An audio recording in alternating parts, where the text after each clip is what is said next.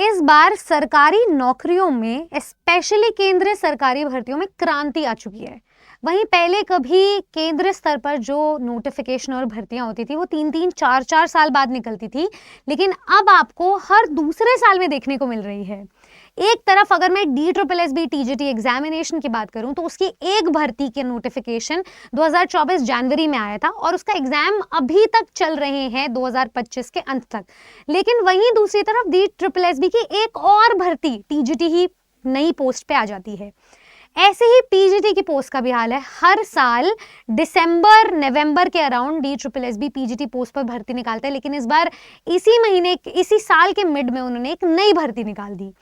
PRT की अगर मैं बात करूं तो DSSB में PRT की पोस्ट पर बहुत पहले से ही इम्पेंडिंग भर्ती जारी थी। उसके कुछ पोस्ट पर एग्जाम अभी निकल गया है, नोटिफिकेशन आउट हो गया है, लेकिन कुछ और पोस्ट बाकी हैं MCD पोस्ट पर, जिसमें आवेदन आने अभी भी शेष हैं।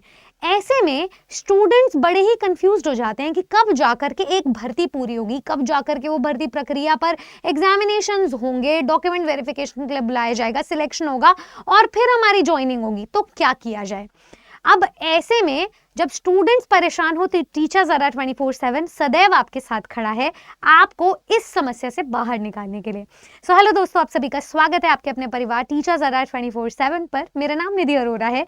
जिस प्रकार आपकी शिक्षक भर्तियों में उजाला आया है, उसी प्रकार आपकी तैयारी में भी उजाला आए, उसके लिए मैं आपको एक ऐसी सटीक रणनीति सिलेबस वाइज बताना चाहूंगी जिसकी मदद से आप PRT, TGT और PGT तीनों ही पोस्ट पर सिलेबस को क्लस्टर बना करके साथ में तैयारी कर सकते हो। आपका समय भी बचेगा और आपके लिए रिवीजन का टाइम भी आपको मिलेगा, सिलेक्शन सुनिश्चित भी कर पाओगे। तो क्या है वो रणनीति, आइए जानते हैं।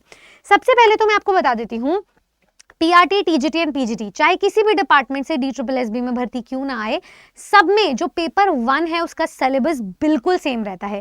पेपर 1 में आपको ये 5 सब्जेक्ट्स देखने को मिलते हैं, GK, मैथ्स, रीजनिंग, इंग्लिश और हिंदी। ये पांचों सब्जेक्ट्स में हर एक सब्जेक्ट की वेटेज 20-20 मार्क्स की होती है और पेपर 1 में मेरिट बनाना बहुत ज्यादा अनिवार्य होता है। तो ये 100 मार्क्स की तैयारी आप तीनों ही पोस्ट में एक साथ कर लेते हो। अब जैसे ही पेपर 1 स्टूडेंट कंप्लीट करता है तो उसका जो सेकंड डाउट होता है वो होता है पेपर 2 कि अपने सब्जेक्ट की तैयारी हम एक साथ कैसे कर सकते हैं। मैं उदाहरण के तौर पर स्टूडेंट्स को जो पेपर 1 की जनरल इंग्लिश है और जो आपके मेन सब्जेक्ट की TGT PGT इंग्लिश है उसका उदाहरण लेकर समझाना चाहूंगी।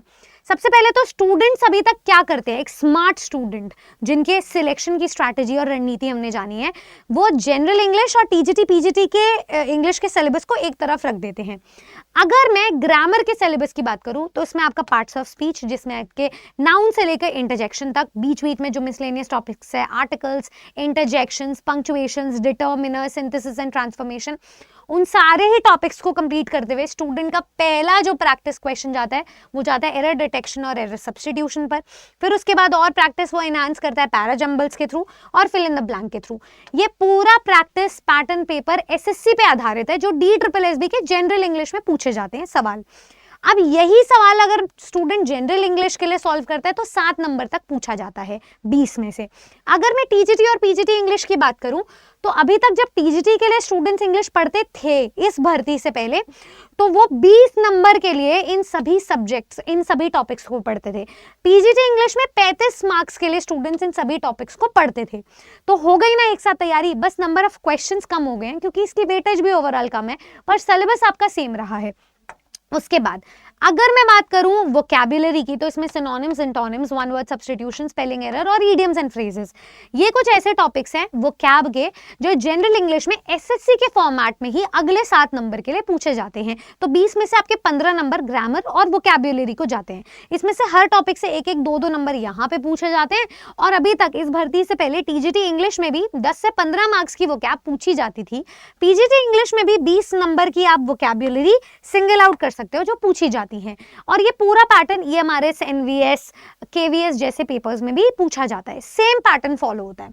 अगर मैं जनरल इंग्लिश और TGT PGT इंग्लिश के रीडिंग कॉम्प्रिहेंशन की बात करूं तो ये तो बिल्कुल फिक्स्ड है। जनरल पेपर में 5 नंबर का रीडिंग कॉम्प्रिहेंशन आता है जिसको हर एक स्टूडेंट पढ़ता है, नॉन इंग्लिश सब्जेक्ट का स्टूडेंट भी। लेकिन जो टीजीटी पीजीटी इंग्लिश है उसमें आपका जो रीडिंग कॉम्प्रिहेंशन का पार्ट है वो 15 से 20 नंबर का फिक्स्ड होता है for all TGT and PGT English examinations. उसके बाद अगर मैं बात करूं जनरल इंग्लिश और टीजीटी पीजीटी इंग्लिश के राइटिंग सेक्शन की, तो यहाँ पर आपको जनरल पेपर में राइटिंग सेक्शन नहीं पढ़ना होता, लेकिन टीजीटी पीजीटी इंग्लिश में स्टूडेंट्स राइटिंग सेक्शन 5 नंबर के लिए पढ़ कर जाते थे। इसके बाद अगर जो हमारा लास्ट पोर्शन बचता है वो होता है लिटरेचर। यूजुअली हम टीजीटी पीजीटी इंग्लिश के सिलेबस को ग्रामर वर्सेस लिटरेचर में डिवाइड करते हैं, तो लिटरेचर बहुत ही अहम भूमिका निभाता है। जब DSSB का सिलेबस चेंज हुआ 2024 में, तो जो DSSB टीजीटी के एग्जामिनेशन इस बार हुए हैं उसमें 100% लिटरेचर के क्वेश्चंस पूछे गए हैं।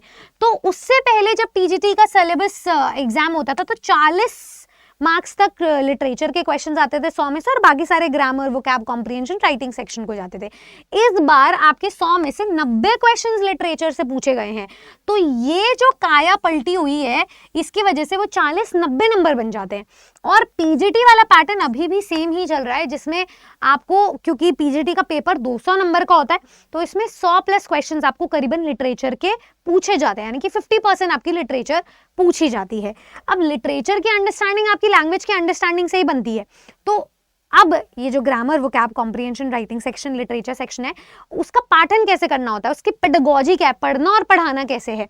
तो पेडागोजी सेक्शन आपसे जनरल इंग्लिश में तो नहीं पूछा जाता, लेकिन जो आप टीआरटी लेवल पर टीचिंग एप्टीट्यूड पढ़ते हो 100 नंबर का, वो सारा का सारा पेपर जो बीएड बेस्ड होता है उसमें 100 नंबर की तैयारी आप टीजीटी पीजीटी इंग्लिश के स्टूडेंट के साथ ही कर सकते हो, क्योंकि यहाँ पर 10 मार्क्स के टीजीटी पीजीटी इंग्लिश के प्रश्न आते हैं पेडागोजी सेक्शन से।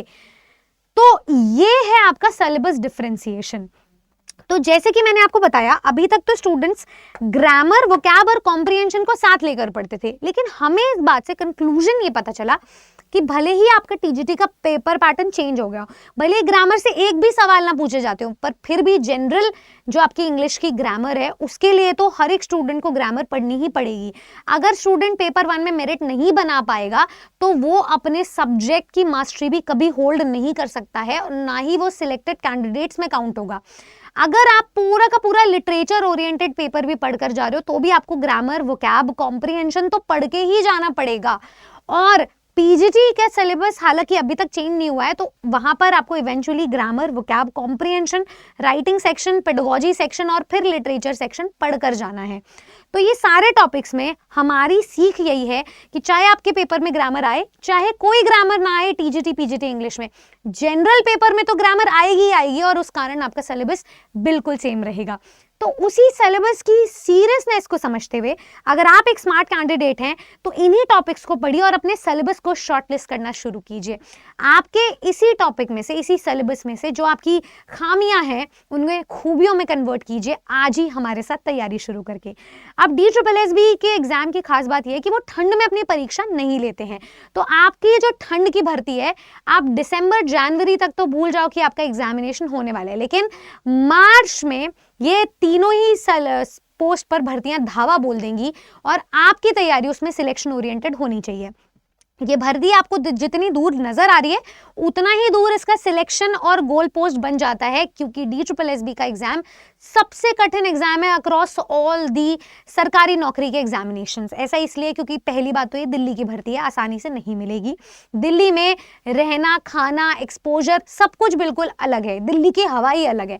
तो जितना पोल्यूटेड आपको दिल्ली की हवाओं में फील होता है उतना ज़्यादा साफ आपको दिल्ली की नौकरी में फील होगा, क्योंकि सबसे ज़्यादा सैलरी मिलती है, सबसे ज़्यादा एक्सपोजर मिलता है, सबसे ज़्यादा अलाउंसेस आपको यहाँ पर मिलते हैं, और सबसे ज़्यादा मेहनत भी इसी में करनी है। आपके पूरे पेपर में टाइम मैनेजमेंट बहुत अहम भूमिका निभाता है। It is the race against time, जैसे सनी सर भी बोलते हैं अपनी क्लासेस में। तो आपको याद रखना है कि पेपर में नेगेटिव मार्किंग भी है, पेपर में आपको अपने सब्जेक्ट में मास्टरी भी होल्ड करनी है, कम से कम क्वालिफाइंग मार्क्स को सिक्योर करके। पेपर में सेट वाइज आपके क्वेश्चंस एग्जाम में खुलते हैं, इसका मतलब नेगेटिव मार्किंग होने कि एडिशनली आपको उसी टाइम एसेंशियली डिसाइड करना है कि वो जो 20 नंबर के रीजनिंग के क्वेश्चंस है उसमें से वो एक क्वेश्चन है वो आपको अभी सॉल्व करना है या नहीं करना है। जैसे ही आप वो 20 सेट्स ऑफ क्वेश्चंस के बाद आगे बढ़ जाओगे तो कोई अंडू रीडू नहीं कर सकते हो। आप अपने सब्जेक्ट प्रेफरेंस के हिसाब से पेपर को नहीं खोल सकते हो। तो पेपर जैसा दिया जाएगा एज इट इज आपको सॉल्व करना है। सीबीटी बेस्ड पेपर है, टाइम मैनेजमेंट का खेल है, तो अभी से ही रियल टाइम प्रैक्टिस करनी शुरू कर दो हमारे मॉक टेस्ट के साथ, हमारी क्लासेस के साथ। आप चाहे तो हमारे साथ जो टीचिंग महापैक में आपको ऑफर मिल रहा है दिवाली स्पेशल, उसे जरूर यूटिलाइज कर सकते हो, जिससे कि आपको त्योहार पर उपहार मिल सके। अब ये त्योहार पर उपहार क्या है, आइए जरा बता देती हूँ मैं आपको। सबसे पहले तो आज टीचिंग महाबैग, जिसमें हम 60 से भी ज्यादा एग्जाम्स कवर करते हैं, वो मिल रहा है आपको सिर्फ और सिर्फ 1999 में। इसमें आपको 3x वैलिडिटी भी मिल रही है और साथ में आपको अशॉर्ड गिफ्ट्स भी मिलेंगे जो कि 10 लाख तक हैं। तो ये इनाम जिसमें वॉचेस होंगे, आपके मनपसंद गिफ्ट्स होंगे, ये लेने के लिए आप टीचिंग महापैक में इनरोल कीजिए, क्योंकि हमारी क्लासेस DSSB के सभी सब्जेक्ट्स पर शुरू हो चुकी हैं। करना कुछ नहीं है, आप गूगल पे जाएंगे, अरा 24/7 प्लेटफॉर्म को सर्च करेंगे अपनी तैयारी शुरू करने के लिए। ये जितना महंगा एग्जाम लग रहा है ना दिल्ली का, उतनी कम इसके एग्जाम फीस है। तो वो सारी एग्जाम फीस, वो सारे मिठाई के खर्चे, वो सारे उपहारों के खर्चे आप यहीं पे लगा लीजिए, क्योंकि जब आपका सिलेक्शन होगा तो दुनिया आएगी ये सारे गिफ्ट्स, ये सारे त्योहार, ये सारे उपहार आपको देने के लिए।